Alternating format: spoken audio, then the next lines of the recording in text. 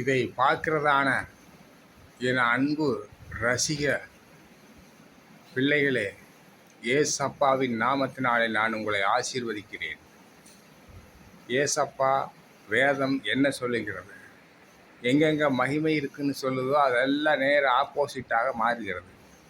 தலைமுடி வெள்ளையாவது அவருடைய பார்வையில் மகிமை என்று சொல்லியிருக்கிறது. அது பூரா டை அடிச்சுட்டு வராங்க. அந்த டையில் பார்த்தீங்கன்னா கருப்பாகுது, சேகத்தாயராட் ஆகுது, ரோஸ் கலர் ஆகுது. அது முகம் மோசம். அது தலைமுடி. ரெண்டாவது, கோயிலுக்கு போகிறாங்க, வெளிப்படுத்தலில் போட்டிருக்குது பரலோக ராஜ்யத்தில் வெண் வஸ்திரம் தான். அங்கே கலர் வஸ்திரமே கிடையாது. அந்த வெண் வஸ்திரம் தரித்தவர்களாக இருக்கணும்.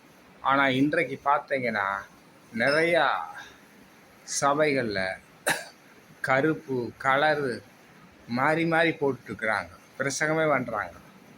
ஆனால் நாங்கள் போகிற சபையிலெல்லாம் வெள்ளை தான் போடணும், வெள்ளை ஜிப்பாக தான் போடணும். அதே மாதிரி சிஎஸ்ஐ இருந்தாலும் சரி, ஆசியாக இருந்தாலும் சரி, அது பிரசங்க வேடத்துக்கு ஏறினாவே ஒயிட் தான். அது கர்த்தருடைய மகிமை பிரியமானவர்களே. இந்த மகிமை இழக்கக்கூடாது. அதே போல் தேவாலயத்துக்கு போகும்போது ஒயிட் அண்ட் ஒயிட்டில் போங்க. அதுதான் பரலோக ராஜ்யத்தினுடைய ஒரு மகிமை. தலை முடி கர்த்தர் கொடுத்தது. மகிமை மகிமை மகிமையை இழக்காதீர்கள். நாளைக்கு எல்லா சர்ச்சுக்கு போகும் பொழுது மகிமையாக போங்க பிரியமானவர்களே.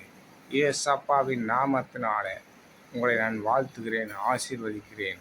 ஷபால கரபனைக்கிறேன்.